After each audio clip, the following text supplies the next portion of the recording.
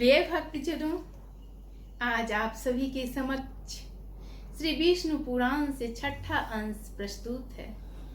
ऐसे परम भगवान श्री विष्णु जी की कथा का पूरा आनंद लीजिए। आपके जीवन में मंगल ही मंगल होगा। हर हर महादेव, लक्ष्मी नारायण की जय हो। कथा को छोड़ के बीच में मत जाइएगा, शुरू से अंत तक इस कथा को सुनिए, ध्यान से सुनिए, देखिए आपको कितना आनंद आता है। इस कथा का शीर्षक है शिष्य परंपरा, महात्म्य एवं उपसंहार। श्री पराशर जी बोले, हे मैत्रेय जी, इस प्रकार मैंने तुमसे तीसरे अत्यंतिक प्रलय का वर्णन किया है, जो सनातन ब्रह्म में लय रूप मोक्ष ही है। मैंने संसार की उत्पत्ति, प्रलय, वंश तथा वंशों के चरित्र आदि का वर्णन किया है।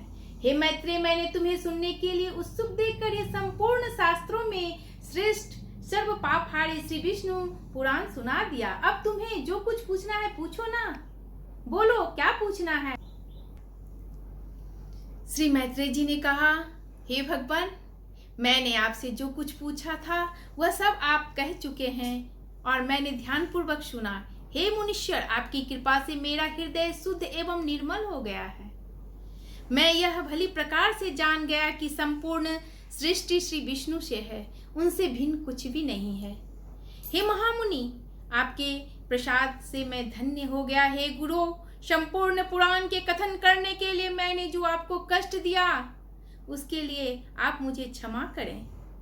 श्री पराशर जी ने कहा, आपकी कृपा से मेरे समस्त संदेह दूर हो गए और मेरा चित्त निर्मल हो गया तथा मुझे संसार की उत्पत्ति, स्थिति और प्रलय का भी ज्ञान हो गया है। हे गुरु, मैं 4 प्रकार की राशि और 3 प्रकार की शक्तियां जान गया तथा मुझे त्रिविध भावनाओं का भी सम्यक बोध हो गया है। हे द्विज, आपकी कृपा से मैं जो जानना चाहिए वह भली प्रकार जान लिया। यह संपूर्ण जगत श्री विष्णु भगवान से भिन्न नहीं है, इसलिए अब मुझे अन्य बातों को जानने से कोई लाभ नहीं है। हे महामुनि, आपके प्रसाद से मैं निसंदेह कृतार्थ हो गया, क्योंकि मैंने वर्ण, धर्म आदि संपूर्ण धर्म और प्रवृत्ति तथा निवृत्ति रूप समस्त कर्म जान लिए हैं। हे प्रियवर, आप प्रसन्न रहें, आप प्रसन्न रहें। अब मुझे और कुछ भी पूछना नहीं है। हे गुरु, मैंने आपको जो संपूर्ण पुराण के कथन करने का कष्ट दिया उसके लिए आप मुझे क्षमा करें। साधुजनों की दृष्टि में पुत्र और शिष्य में कोई भेद नहीं होता है, कोई भेद नहीं होता है। श्री पराशर जी ऐसा बोल रहे हैं कि हे मुने, मैंने तुमको जो यह वेद समस्त पुराण सुनाया है, इसके श्रवण मात्र से संपूर्ण दोषों से उत्पन्न हुआ पाप पुंज नष्ट हो जाता है। इसमें मैंने तुमसे सृष्टि की उत्पत्ति, प्रलय, वंश और वंशों के चरित्र, इन सभी का वर्णन किया है। इस ग्रंथ में देवता, दैत्य, गंधर्व, नाग, राक्षस, यक्ष, विद्याधर और तपोनिष्ठ मुनिजन, चातुर्य वर्ण विभाग, महापुरुषों के वशिष्ठ चरित्र, पृथ्वी के पवित्र क्षेत्र, पवित्र नदी और समुद्र, अत्यंत पावन पर्वत, बुद्धिमान पुरुषों के चरित्र, वर्ण, धर्म आदि धर्म तथा वेद और शास्त्रों का भी इसमें सम्यक रूप से निरूपण हुआ है, जिनके स्मरण मात्र से मनुष्य समस्त पापों से मुक्त हो जाता है।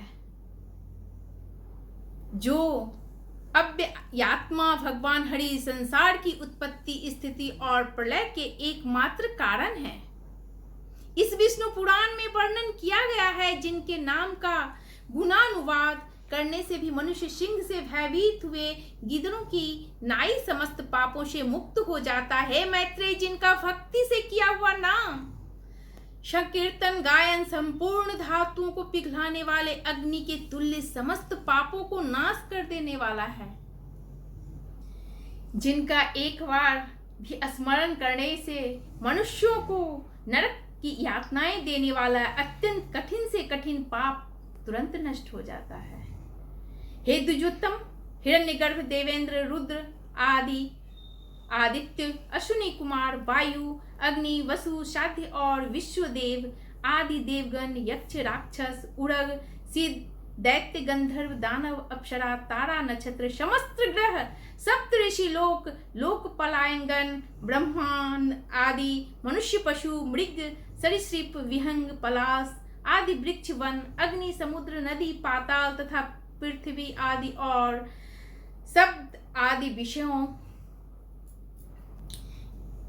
के सहित यह संपूर्ण ब्रह्मांड, जिनके आगे सुमेरु के सामने एक रेणु के समान है तथा जो इसके उपादान कारण है, उन सर्वज्ञ सर्व रूप रहित और पाप नाशक भगवान विष्णु का इसमें कीर्तन किया गया है।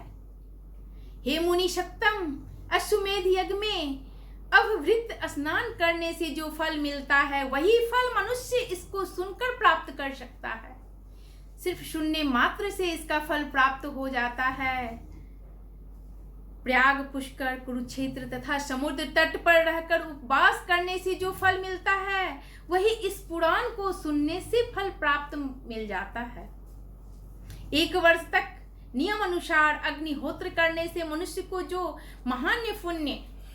महान पुण्य फल का प्राप्ति मिलता है वही इसे एक बार सुनने से ही मिल जाता है। ज्येष्ठ शुक्ल द्वादशी के दिन मथुरापुरी में यमुना स्नान करके श्री कृष्णचंद्र का दर्शन करने से जो फल मिलता है, हे विप्र, वही भगवान कृष्ण में चित्त लगाकर इस पुराण के एक अध्याय को सावधानी पूर्वक सुनने से मिल जाता है। इसलिए भक्तजनों, आप लोगों को बोलते हैं कि सावधानी से, आनंद से इस कथा का पूरा आनंद लीजिए। हे मुनि श्रेष्ठ, ज्येष्ठ मास के शुक्ल पक्ष की द्वादशी को मथुरापुरी में उपवास करते हुए यमुना स्नान करके समाहित चित्त से श्री अच्युत का भली प्रकार पूजन करने से मनुष्य अश्वमेध यज्ञ का संपूर्ण फल प्राप्त मिलता है। कहते हैं, अपने वंशजों को द्वारा यमुना तट पर पिंड दान करने से लाभ किए हुए अन्य पितरों की समृद्धि देखकर दूसरे लोगों की पितामहों ने अपने वंशजों को लक्ष्य करके इस प्रकार कहा था, क्या हमारे कुल में उत्पन्न हुआ कोई पुरुष ज्येष्ठ मास के शुक्ल पक्ष में द्वादशी तिथि को मथुरा में उपवास करते हुए यमुना जल में स्नान करके श्री गोविंद का पूजन करेगा, जिससे हम भी अपने वंशजों द्वारा उद्धार पाकर ऐसा परम ऐश्वर्य प्राप्त कर सकेंगे जो बड़े भाग्यवान होते हैं। उन्हीं के वंशधर ज्येष्ठ मासीय शुक्ल पक्ष में भगवान का अर्चन करके यमुना में पितृगण को पिंड दान करते हैं। उस समय यमुना जल में स्नान करके सावधानी पूर्वक भली प्रकार भगवान का पूजन करने से और पितृगण को पिंड दान देने से अपने पितामहों को तारता हुआ पुरुष जिस पुण्य का भागी होता है, वही पुण्य भक्ति पूर्वक इस पुराण का एक अध्याय सुनने से प्राप्त हो जाता है। यह पुराण संसार से भयभीत हुए पुरुषों का अति उत्तम रक्षक, अत्यंत श्रवण योग्य तथा पवित्रों में परम उत्तम है, परम उत्तम। यह मनुष्यों के दुख स्वप्नों को नष्ट करने वाला है, संपूर्ण दोषों को दूर करने वाला है, मांगलिक वस्तुओं में परम मांगलिक और सनातन तथा संपत्ति को देने वाला है। इससे बढ़ के क्या चाहिए? आनंद लीजिए। इस आर्य पुराण को सबसे पहले भगवान ब्रह्मा जी ने ऋभु को सुनाया था। ऋभु ने प्रियव्रत को सुनाया और प्रियव्रत ने भागुरी से कहा। फिर उसे भागुरी ने स्तंभ मित्र को और स्तंभ मित्र ने दधीची को, दधीची ने शाश्वत को और शाश्वत ने भृगु को सुनाया तथा भृगु ने पुरुकुश से और पुरुकुश से नर्मदा से और नर्मदा ने धृतराष्ट्र एवं पुराण नाग से कहा। हे द्विज, इन दोनों ने यह पुराण नागराज वासुकी को सुनाया। एक दूसरे को सभी सुनाते गए इस पुराण को। वासुकी ने वत्स को, वत्स ने अश्वतर को और अश्वतर ने कंबल को और कंबल ने एक ऐला पुत्र को सुनाया। इसी समय मुनिवर वेदशिरा पाताल लोक में पहुंचे। उन्होंने यह समस्त पुराण प्राप्त किया और फिर प्रमति को सुनाया। प्रमति ने उसे परम बुद्धिमान जातुकर्ण को दिया था। जातुकर्ण ने अन्याय पुण्यशील महात्माओं को सुनाया। पूर्व जन्म में शाश्वत के मुख से सुना हुआ यह पुराण पुलशक्ति जी के वरदान से मुझे भी स्मरण रह गया। सो मैंने ज्यों का त्यों तुम्हें सुना दिया। अब तुम भी कलयुग के में इसे शिनिक को सुनाओगे। कलयुग के अंत में तुम इसे शिनिक को सुनाओगे। जो पुरुष इस अति गुह्य और कली कल मस्तक नाशक पुराण को भक्ति पूर्वक सुनता है वह सब पापों से मुक्त हो जाता है। जो मनुष्य इसका प्रतिदिन श्रवण करता है उनसे तो मानो सभी तीर्थों में स्नान करने का फल मिल जाता है। सभी देवताओं की स्तुति इस 10 अध्यायों का श्रवण करने से निसंदेह कपिल गौ के दान का अति दुर्लभ पुण्य फल प्राप्त होता है। जो पुरुष संपूर्ण जगत के आधार आत्मा के अवलंब सर्वस्वरूप सर्वमय ज्ञान और गैर रूप आदि अंत रहित तथा समस्त देवताओं के हितकारक श्री विष्णु भगवान का चित्त में ध्यान कर इस संपूर्ण पुराण को सुनता है उसे निसंदेह अश्वमेध यज्ञ का फल प्राप्त होता है। जिसके आदि मध्य और अंत में अखिल जगत की सृष्टि स्थिति तथा संहार में समर्थ ब्रह्म ज्ञान में चराचर गुरु भगवान अच्युत का ही कीर्तन हुआ है। उस परम श्रेष्ठ और अमल पुराण को सुनने पढ़ने और धारण करने से जो फल प्राप्त होता है वह संपूर्ण त्रिलोकी में और कहीं प्राप्त नहीं हो सकता। कहीं भी प्राप्त नहीं हो सकता। वह संपूर्ण त्रिलोकी में और कहीं भी प्राप्त नहीं हो सकता है, क्योंकि एकांत मुक्ति रूप सिद्धि को देने वाले भगवान विष्णु ही इसके प्राप्तव्य फल हैं। जिनमें चित्त लगाने वाला कभी नरक में ही नहीं जाता, जिनके स्मरण में स्वर्ग और विघ्न रूप हैं, जिनमें चित्त लग जाने पर ब्रह्मलोक भी अति तुच्छ प्रतीत होता है, तथा जो अव्यय प्रभु निर्मल चित्त पुरुषों के हृदय में स्थित होकर उन्हें मोक्ष देते हैं, उन्हीं अच्युत का कीर्तन करने से यदि आप विलीन हो जाते हैं तो इसमें आश्चर्य ही क्या है।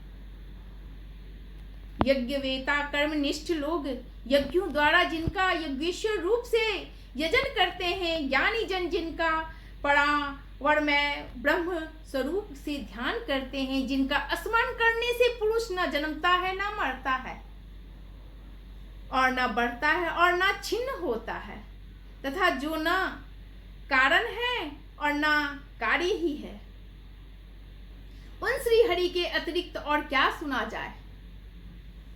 जो अनादि निधन भगवान विभु पितृ रूप धारण कर स्वधा संयक कव्य को और देवता होकर अग्नि में विधि पूर्वक हवन किए स्वाहा नामक हव्य को ग्रहण करते हैं, तथा जिन समस्त शक्तियों के आश्रय भूत भगवान के विषय में बड़े बड़े प्रमाण कुशल पुरुषों के प्रमाण भी ययता करने में समर्थ नहीं होते, वे श्री हरि श्रवण पथ में जाते ही समस्त पापों को नष्ट कर देते हैं।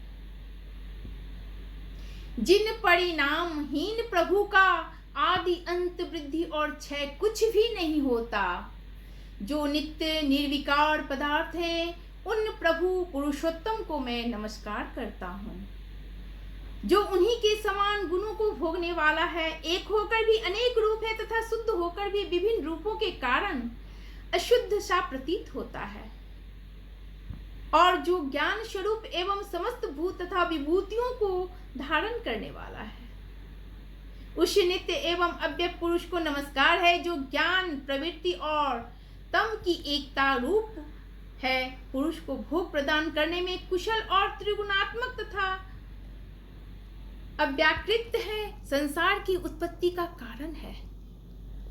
उस स्वतः सिद्ध तथा जराशून्य प्रभु को सर्वदा नमस्कार करता हूँ, जो आकाश वायु अग्नि जल और पृथ्वी रूप है, शब्द आदि भोग विषयों की प्राप्ति करने में समर्थ है और पुरुष का उसकी समस्त इंद्रियों द्वारा उपकार करता है। उस सूक्ष्म और विराट रूप व्यक्त परमात्मा को नमस्कार करता हूँ। इस प्रकार जिन नित्य सनातन परमात्मा के प्रवृत्ति पुरुष में ऐसे अनेक हैं, वे भगवान श्री विष्णु समस्त पुरुषों को जन्म और मृत्यु आदि से रहित मोक्ष प्रदान करते हैं। ये कथा संपूर्ण हुई। आप बताइए कमेंट करके कि इस कथा को सुनने में आपको कितना आनंद लगा। हर हर महादेव, लक्ष्मी नारायण की जय हो।